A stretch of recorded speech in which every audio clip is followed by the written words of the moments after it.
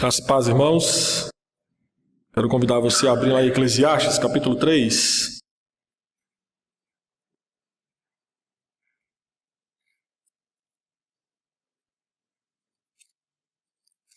Eclesiastes, capítulo 3. Hoje nós chegamos ao versículo 16 e iremos até o 22. Eclesiastes, capítulo 3, versículos 16 a 22.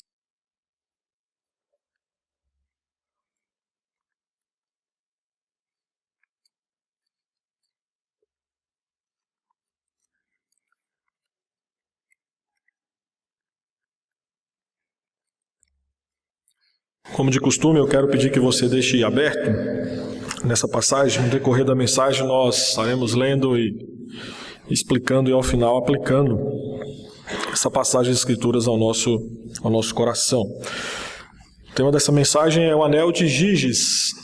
Engraçado, né? Minha esposa, essa semana, falou assim: você vai ficar conhecido como o pastor dos contos e das histórias.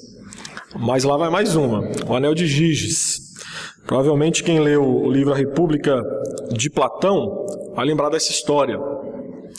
E a história narrada por Platão conta que certo dia um pastor de ovelhas chamado Giges estava pastoreando as suas ovelhas quando ele encontra uma cratera aberta por conta de uma tormenta. E dentro dessa cratera, o pastor de ovelhas Giges, ele vislumbra um enorme cavalo de bronze oco e com aberturas nas laterais. Então, curioso, Giges resolve descer pelo buraco, penetra naquela estátua gigantesca de um cavalo de bronze e lá dentro ele descobre um cadáver. E esse cadáver tinha no seu dedo um anel de ouro. Giges então pega aquele anel, coloca no seu próprio dedo. E para sua surpresa, quando ele girava o anel, ele ficava invisível. E quando ele voltava o anel à posição original, ele se tornava visível novamente. Com base no poder que esse anel lhe dava, que era justamente ficar invisível, Giges então passa a cometer vários crimes, várias ações maldosas e perversas. Entre elas, ele vai até o castelo, seduz a rainha, mata o rei e se apodera assim do seu trono. O que essa história permite vislumbrar é que seres humanos, via de regra, são tentados a praticar ações condenáveis quando tomados pela convicção de que elas não serão conhecidas. Basta você trazer um pouquinho na sua memória quando você era criança, quando seus pais não estavam vendo você fazer alguma coisa. Geralmente, saber que o seu pai não via, ou saber que você não seria descoberto, dava um pouco mais de coragem para você fazer alguma ação que não era moralmente correta. O fato é que quando nós agimos na esfera pública e sabemos que nossas atitudes serão de conhecimento geral, agimos tendencialmente em direção ao bem. É por isso que Platão, no livro A República, ele afirma que quem, não tendo medo de ser visto e punido, resistiria à tentação de fazer o que quiser.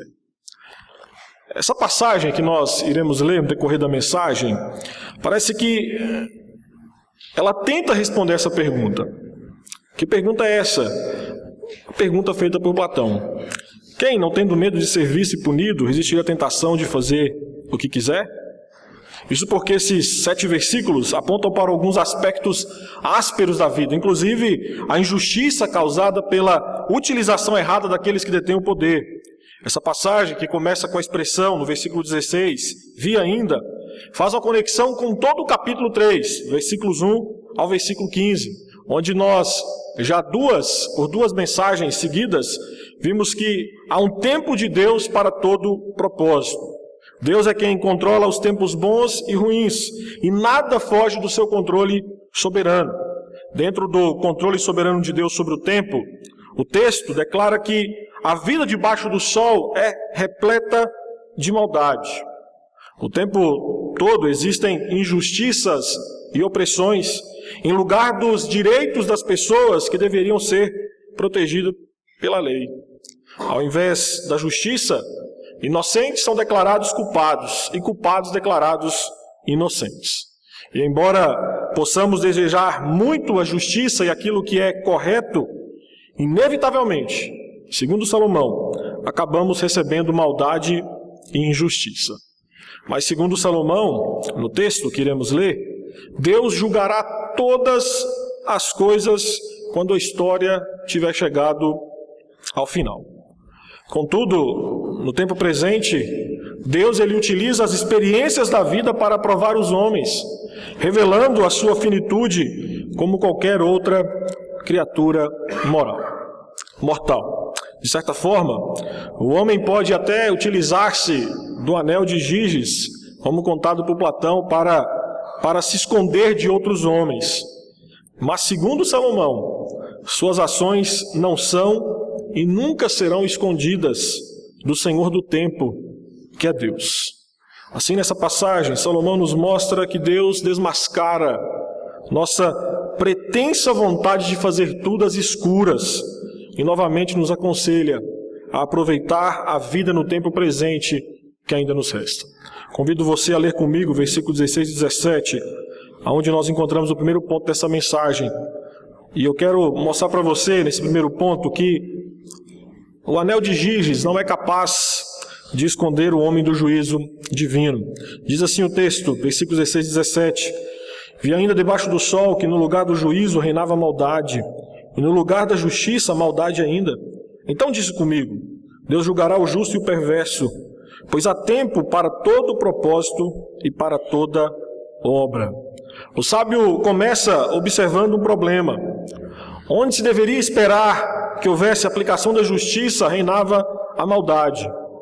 Na corte judicial, e aí ele vai descrever no versículo de número 16, no lugar de juízo, e aqui aponta para a ideia de corte judicial, local em que a lei deveria ser aplicada de forma correta para reprimir a maldade. Na verdade, ela era dominada pela própria maldade. A expressão maldade, se você reparou bem, ela se repete no versículo 16. E essa repetição, estilisticamente, aponta para uma terrível situação: o domínio pleno da iniquidade na vida normal dos cidadãos. O sábio descobre que a injustiça se estabeleceu como norma de convivência social, pois aqueles que deveriam promover a justiça, os juízes, eles eram corruptos e corruptores. De certa forma, o versículo 16 atesta o predomínio da injustiça na sociedade, em que a lei do mais forte prevalece, o que necessariamente gera mais injustiça. O sábio Salomão, há séculos atrás, constatou uma realidade ainda presente hoje.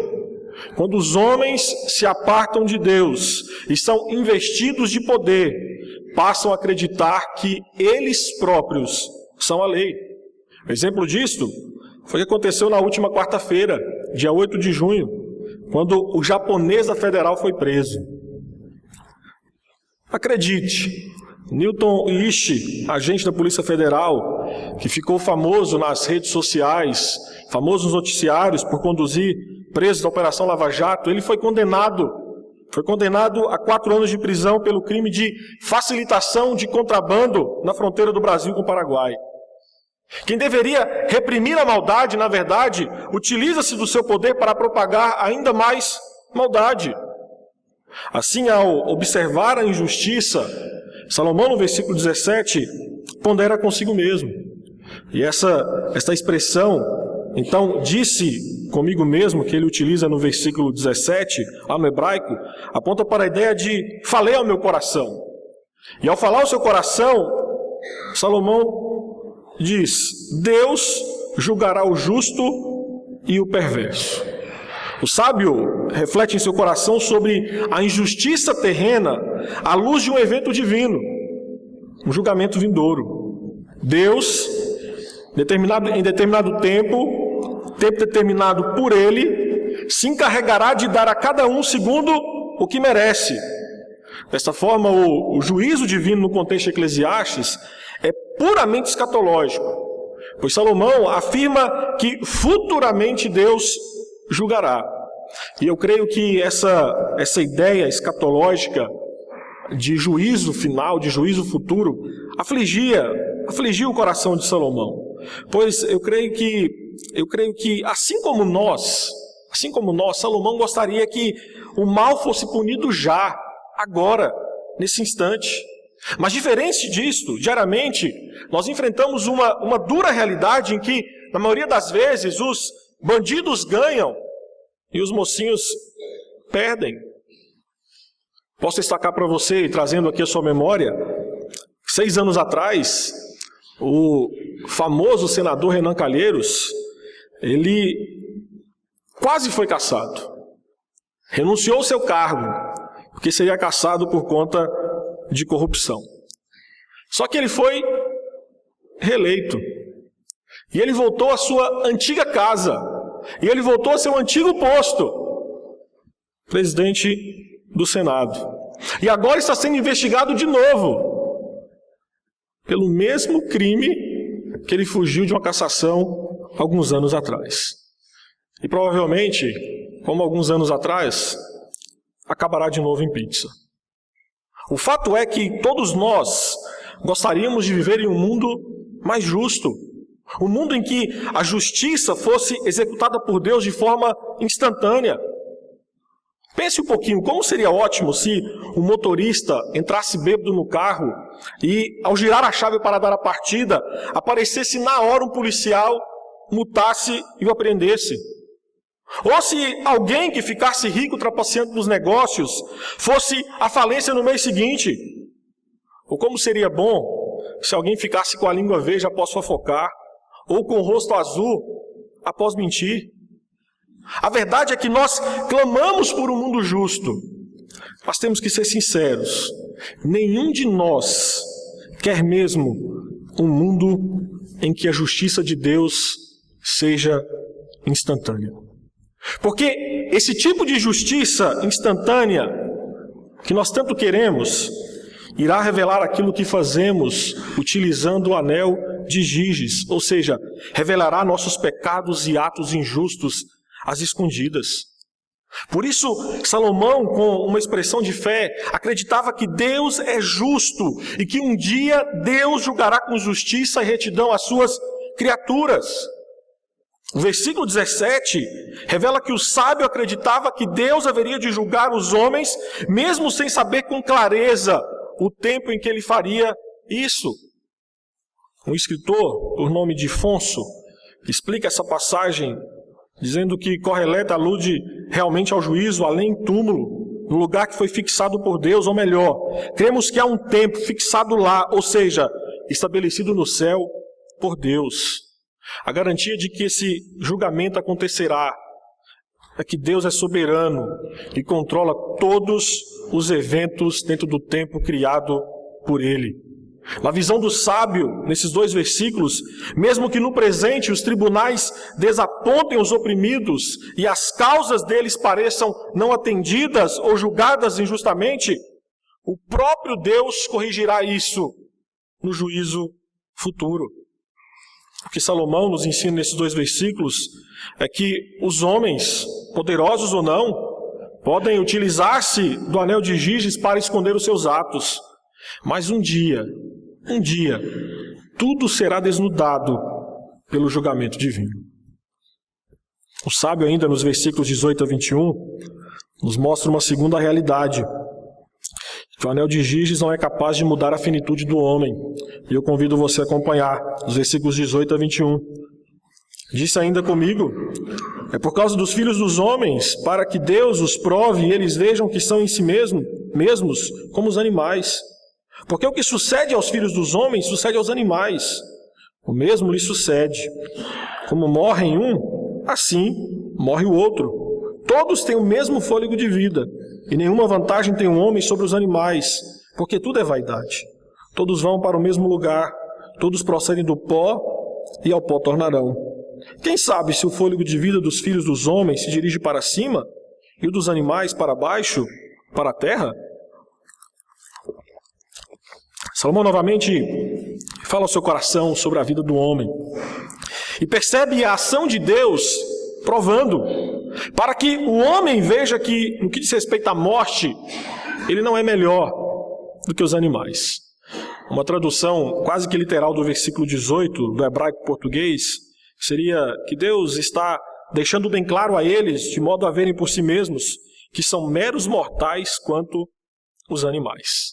Deus, o mesmo Deus, assegura que possamos ver com os nossos olhos que descemos à terra da mesmíssima maneira que os cães ou os porcos, por exemplo.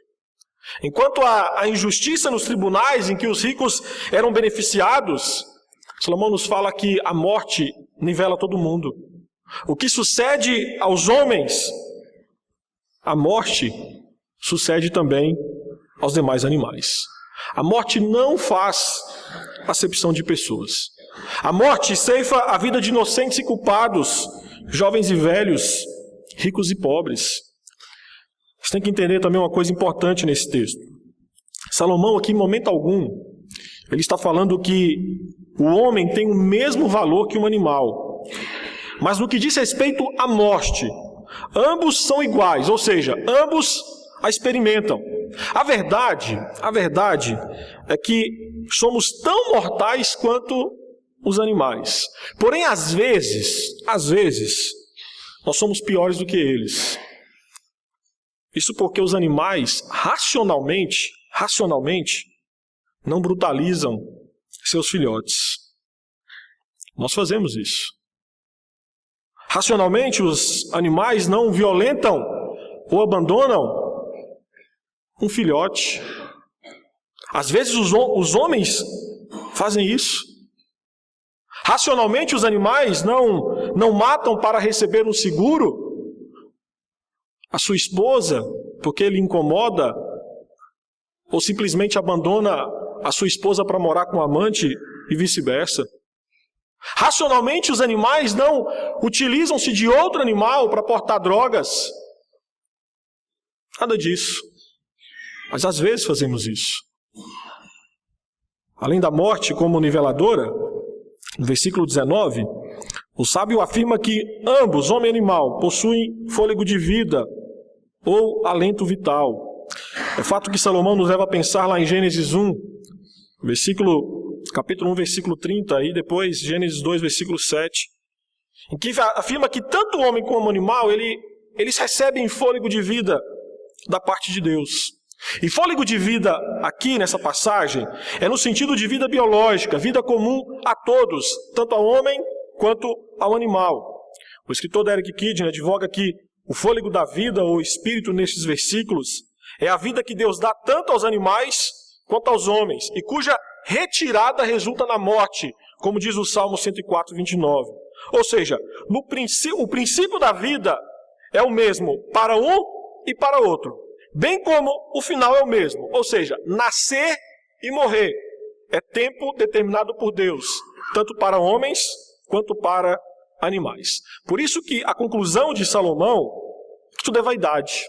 Pois no final até mesmo aquilo que para o homem é de mais valioso que a vida, aquilo que ele mais aprecia, que é a vida, se dissipará como uma fumaça, assim como um animal. Esta sorte comum a homens e animais, no versículo 20, assume a forma de direção, em que todos caminham para o mesmo lugar que é o túmulo. A Bíblia, Nova Versão Internacional, fez um comentário interessante sobre esse assunto. Mas está escrito assim: não para o céu nem para o inferno, mas para o destino observável do homem, que é o retorno ao pó, da mesma maneira que os animais. Isso faz sentido, pois a palavra traduzida por lugar no versículo 20 é a palavra hebraica makom, que significa área, terreno. E por que isso é importante? É importante pois Salomão não está falando que o fôlego de vida do animal e do homem irão ter o mesmo destino pós-morte, céu ou inferno. Se ele tivesse isso em mente, a palavra não seria makom, mas seria Sheol, que é o lugar no Antigo Testamento descrito, o local descrito para onde o espírito do homem desce após a morte. Então, dessa forma, nessa passagem, a expressão lugar está apontando que após a saída do fôlego de vida, o corpo do homem e do animal vão para o mesmo lugar, um lugar chamado pó. E na lógica de Eclesiastes, esse caminhar para este lugar chamado pó é cíclico. Ou seja, todos vêm do pó e ao pó voltarão.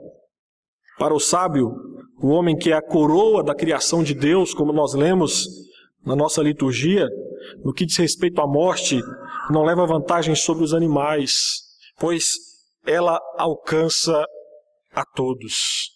Porém, Salomão não sabe se existe algo positivo para além da morte. Se você reparou no versículo 21, ele vai nos mostrar que existe algo que a vida humana não pode resolver. Nós não sabemos o que de fato nos espera após a morte. Você vai falar, mas a Bíblia não fala que há céu e inferno? Sim, a Bíblia fala sobre isso. Mas, queridos, bem da verdade, a morte nos coloca diante de algo desconhecido. Porque nada sabemos como será a nossa vida após a morte. E quando eu digo nada sabemos, não estou falando daquilo que a Bíblia fala. Estou falando da experiência. Após o último suspiro, tudo se torna desconhecido. Você pode afirmar para mim que você vai para o céu, mas eu te pergunto, você sabe como ele é nesse exato momento? Você sabe como será o seu corpo lá? O que teremos de continuidade e descontinuidade? Nós não sabemos.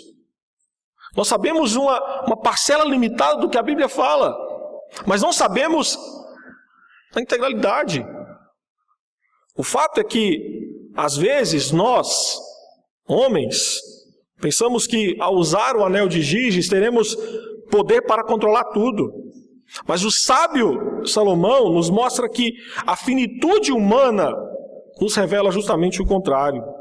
Nós não escolhemos receber o fôlego de vida e muito menos voltar ao pó. Mas Salomão nos mostra que este é o caminho traçado pelo Senhor do tempo para todas as suas criaturas.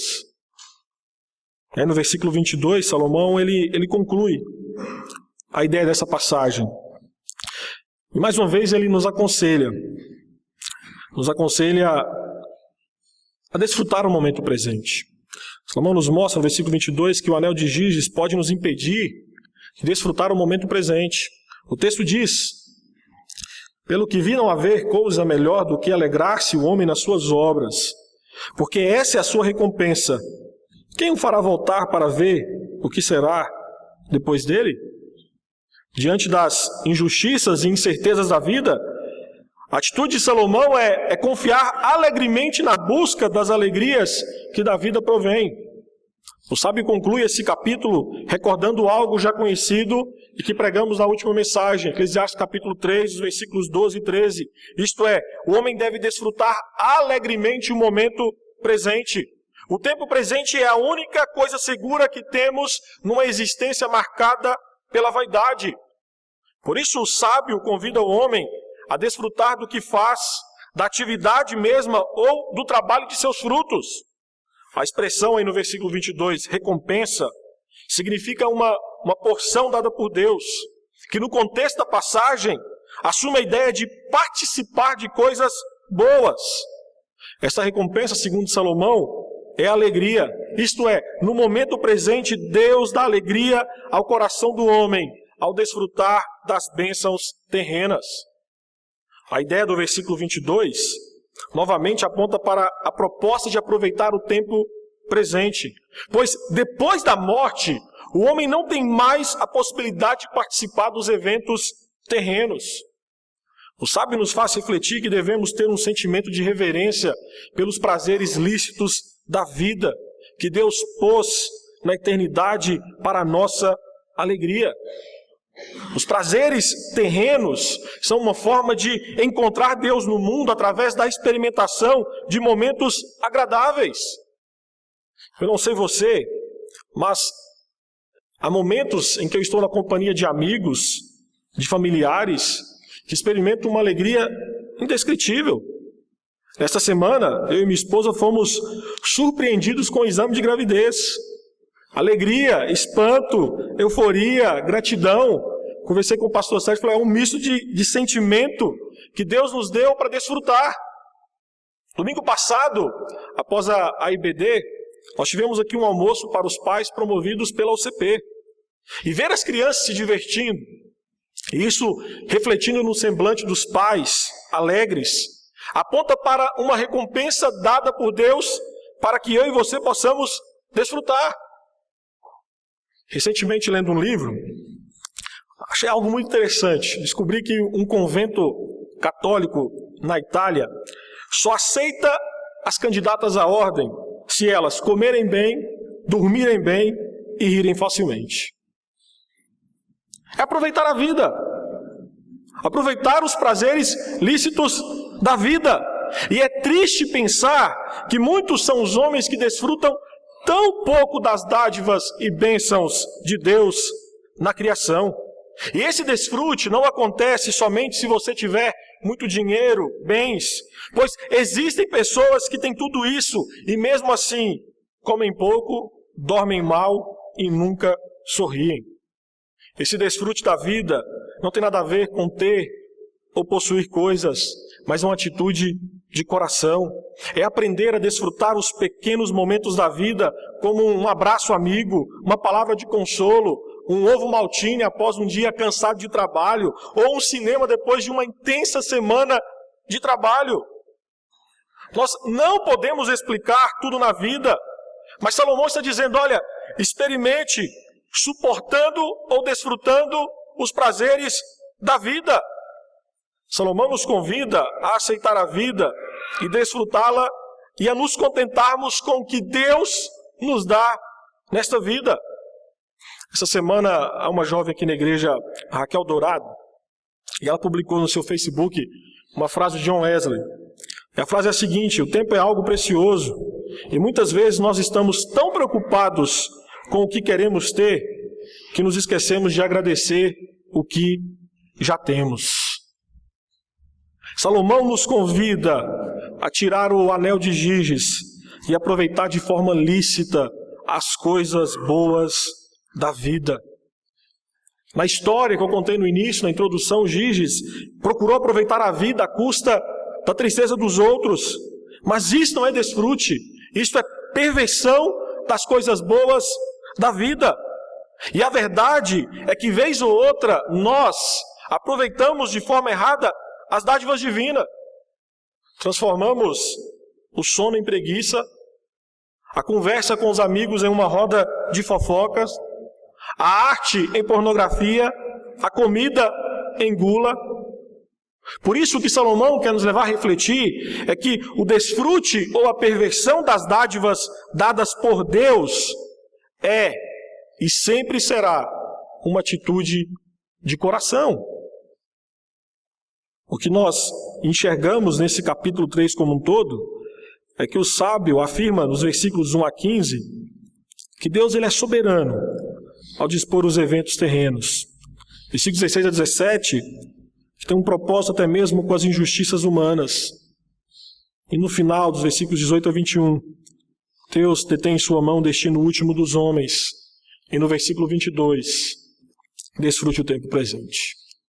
E eu quero trazer algumas aplicações para refletirmos sobre como podemos aplicar de forma mais prática Eclesiastes 3, do versículo 16 a 22. E a primeira é: devemos valorizar os animais, mas não em pé de igualdade com os homens. Mesmo Salomão não afirmando nessa passagem o que ele fará posteriormente lá em Eclesiastes 12, versículo 7, que eu espero um dia pregar aqui, cremos que existe sim uma diferença entre o valor do homem e do animal. E a base que temos para afirmar isto, que existe diferença de valor entre os homens e os animais, vem de fora do sistema debaixo do sol, mas vem de cima do sol. É a Bíblia e a palavra de Deus. E esse valor ele é tanto presente como na vida pós-morte, pois o fôlego humano difere dos animais, visto que o homem possui maior valor criacional. A Bíblia, e nós lemos isso lá em Gênesis capítulo 1, versículos 26 a 28, afirma essa dignidade do homem ao descrevê-lo como portador da imagem e semelhança de Deus, sendo ele o vice-regente da criação de Deus, inclusive sobre os animais. Na criação, Deus deu ao homem domínio sobre os animais para governá-lo com amor, cuidando como Deus cuida. Deus nos colocou nesse mundo como imagem e representantes dele. E ao cuidarmos bem das coisas que ele coloca sob nossa proteção, nós o honramos, nós o glorificamos. Às vezes nós, homens, nos esquecemos que o servil na criação, que foi culpado pela queda e morte na própria criação, fomos nós, os homens. Não foram os cachorros, não foram os macacos, não foram os gatos, elefantes, mas fomos nós. Fomos nós, homens, que iniciamos a rebelião contra o Criador. E toda a criação, inclusive os animais, sofrem com uma terra destroçada pelo pecado por culpa nossa. George Whitefield, pregador inglês do século XVIII, dizia que: sabes por que é que os animais selvagens têm medo de ti, rosnam e rugem contra ti? Pois eles sabem que és inimigo do Criador deles. Quem está contra Deus nesse planeta não são as vacas, os leões, os pássaros, mas somos nós. Somos nós que nascemos em pecado. E esses animais, eles sofrem angústia por causa do nosso pecado. E segundo Romanos capítulo 8, aguardam a redenção, sofrendo como em dores de parto. Esse servil que é o homem, vive dias da animalização do homem e humanização dos animais. A sociedade pós-moderna enxerga o homem hoje em um patamar abaixo dos animais. Um porco, um cachorro, um cavalo tem mais valor que um homem. A ativista finlandesa Ingrid Nykirk, presidente do grupo PETA, Pessoas em Favor do Tratamento Ético dos Animais, essa mulher chegou ao ponto de comparar a criação comercial de frangos ao Holocausto. Em uma entrevista ela afirmou o seguinte: 6 milhões de pessoas morreram em campos de concentração. Mas 6 bilhões de frangos morrem todos os anos abatidos em matadouros e ninguém faz nada. A gente não sabe se a gente ri ou se a gente chora. O fato é que nós assistimos à progressiva animalização do humano, pois os ativistas, eles choram a morte de leões, gorilas, como muitos viram no noticiário, frangos, mas não hesitam em defender o aborto, por exemplo. Olha que insanidade! Carlos Drummond de Andrade, tempos atrás, escreveu um poema intitulado Anedota Búlgara, que dizia o seguinte: era uma vez um czar naturalista que caçava homens. Quando lhe disseram que também se caçam borboletas e andorinhas, ficou muito espantado e achou uma barbaridade. É isso que estamos vivendo. A queda, ela perverteu tanto o homem, que o animal que foi criado para ser dominado e administrado por ele, passou a ser visto como um ser mais valioso do que ele. O homem longe de Cristo passa a viver de forma tão deplorável que o mesmo não consegue enxergar diferença de valor entre ele e um animal. Todavia, a redenção em Cristo é também a redenção do mandato cultural do homem. A salvação, ela vai muito além do que simplesmente entrar no céu, mas inclui em restaurar ao homem a sua posição original. Através de Cristo somos chamados de volta ao propósito original de Deus, que é o homem dominar sobre a criação. Em Jesus Cristo nós enxergamos que os animais têm valor, mas não a ponto de ser maior do que o homem. Em Jesus Cristo somos restaurados para servir a Deus como seus vice-regentes sobre a terra, cuidando e zelando pelas obras da sua criação. Cristo é o ponto de equilíbrio e nos ajuda a viver Provérbios 12:10, que diz que o justo zela com carinho pelos seus animais. Entenda que os animais não são meras coisas que existem para satisfazer os nossos caprichos vis. Eles têm valor no que são e no que servem. Deus os declarou bons antes mesmo do homem ser criado. Desta forma, cuidar bem de seu bicho, seja um gato, um cavalo, um porco, um peixe, é ordem de Deus. É por isso que eu tenho uma cachorrinha, uma Shih Tzu, chamada Zoe, e eu cuido bem dela. Às vezes dou umas broncas nela, mas cuido bem. Só que você tem que entender que o cuidar bem não faz dela algo mais importante que um ser humano. Porque entre a vida de um cachorro e de um ser humano, nós entendemos que o homem tem mais valor. A segunda aplicação que trago para mim e para você a partir desse texto é que um mundo de injustiças descanse nos braços do justo juiz, Jesus Cristo. Eclesiastes nos ensina que haverá um dia em que Deus irá destruir todos os anéis de Giges, ou seja, Ele revelará todas as nossas obras, escondidas ou não. Parece que hoje vivemos o que Salomão descreveu, não é verdade? A maldade impera e governa as ações daqueles que deveriam praticar o bem. Hoje parece que a injustiça leva vantagem. Parece que ser honesto, íntegro, justo é algo ruim. Diariamente vemos nos noticiários que assassinos ficam fora da prisão, os traficantes moram em mansões, os políticos corruptos não devolvem o dinheiro roubado da população. Em contrapartida, os trabalhadores honestos ganham míseros salários que mal dá para colocar comida na mesa para os seus filhos.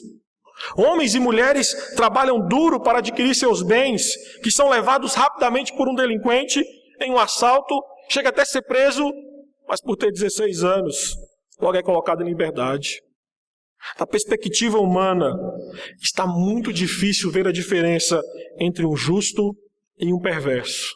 Exceto que o perverso parece que sempre leva vantagem.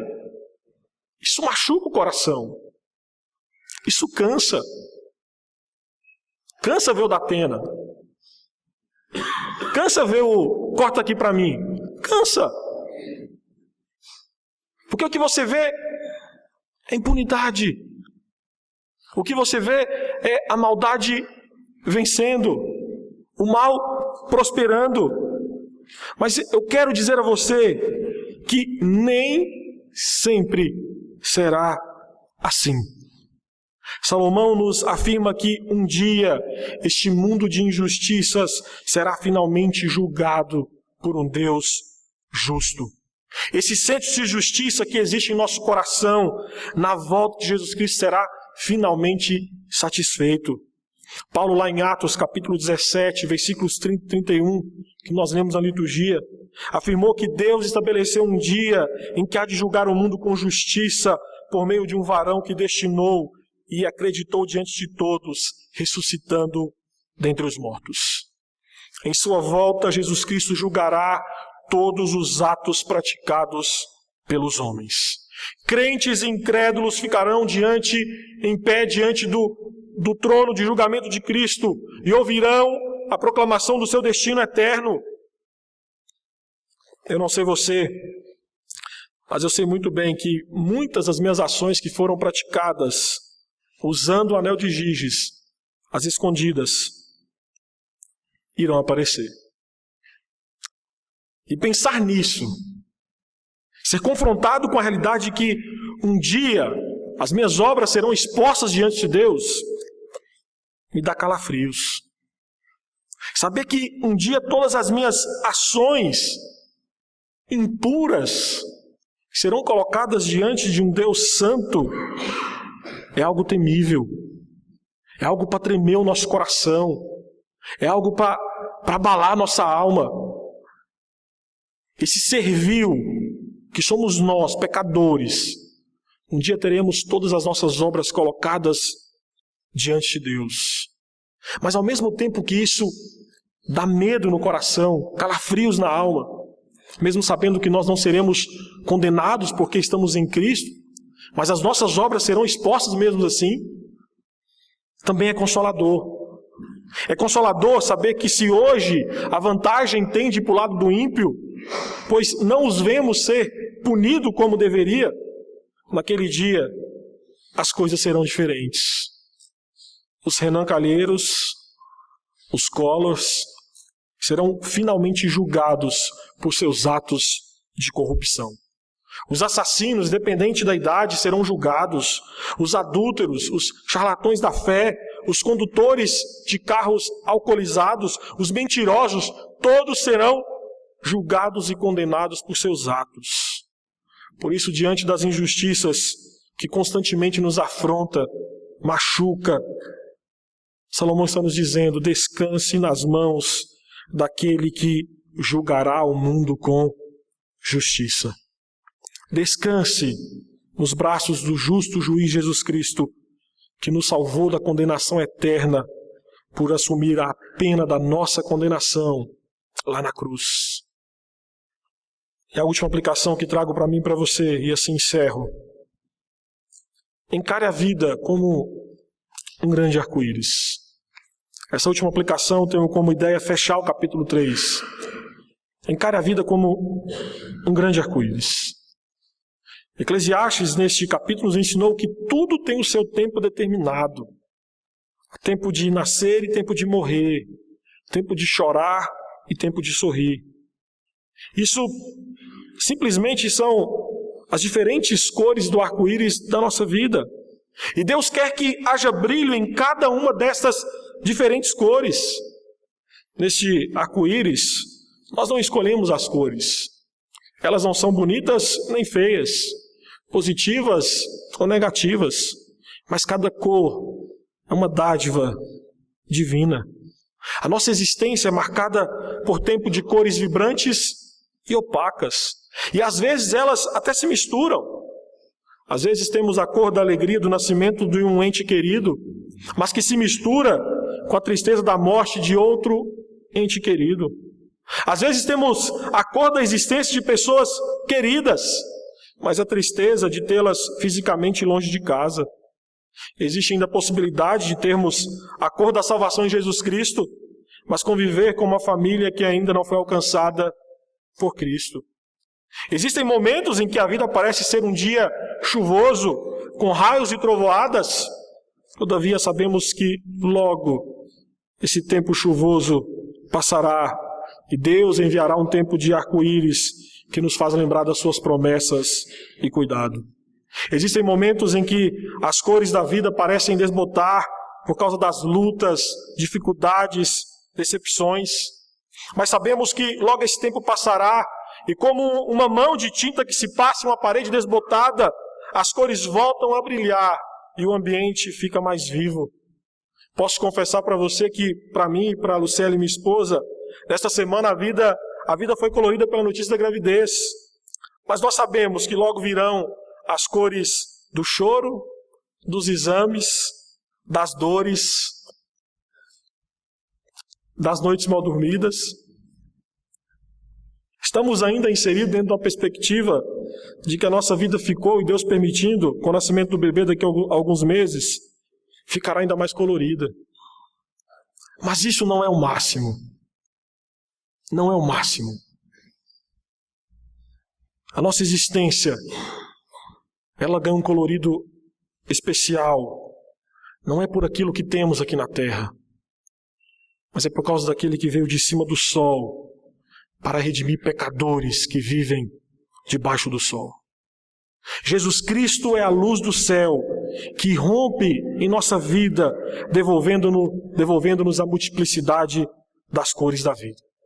As cores estão à nossa disposição, são dádivas dadas por Deus em Cristo.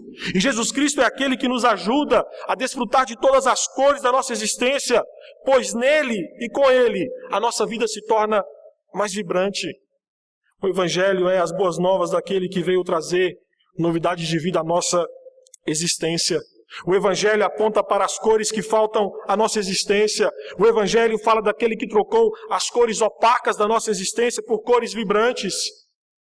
O Evangelho fala daquele que trouxe cores novas à nossa existência como nós lemos em 2 Coríntios 5,17, se alguém está em Cristo, nova criatura é, as coisas velhas já passaram, eis que tudo se fez novo.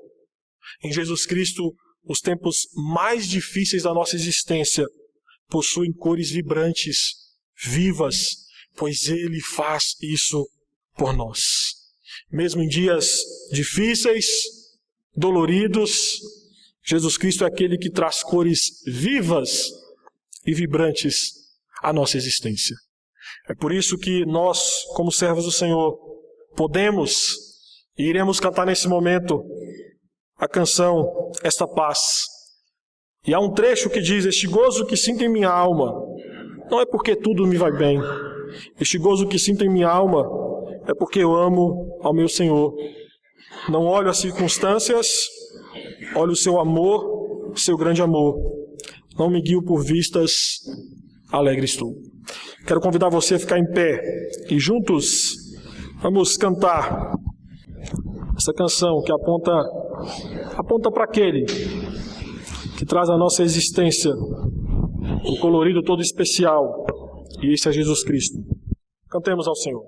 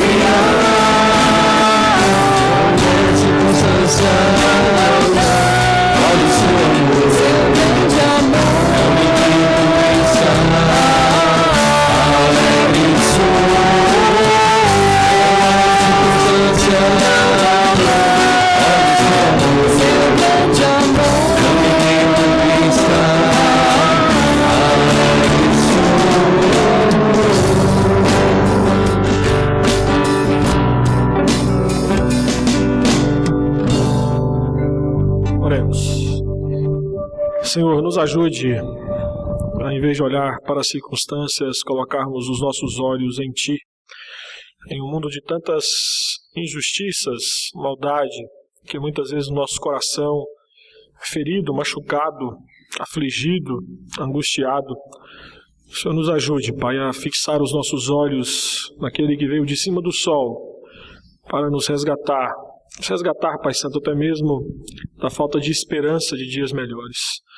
Nós confiamos em Ti, Pai, e em Ti nos refugiamos, na esperança, na certeza, na convicção de que muito em breve, na Tua volta, todos os nossos problemas causados pelo pecado serão finalmente, Pai Santo, tratados para todo sempre. É por isso que na nossa caminhada nós rogamos ao Senhor que nos ajude a virar os nossos olhos, a fixar os nossos olhos em Ti. Nossa oração, Pai Santo, é que o Senhor nos conceda uma semana bastante abençoada, uma semana bastante produtiva, uma semana de paz, uma semana de realizações. Leve, Pai Santo, os nossos queridos irmãos, a igreja como um todo, debaixo da Tua graça, Tua paz, guardando-nos, Pai Santo, de todo mal. E que nessa semana, em tudo, Pai Santo, que a Tua igreja, Teu povo, colocar as mãos para fazer, que o Teu nome seja glorificado e que a Tua bênção, Pai Santo, seja derramada sobre a vida de cada um. Essa é a nossa oração em nome de Cristo Jesus. Amém.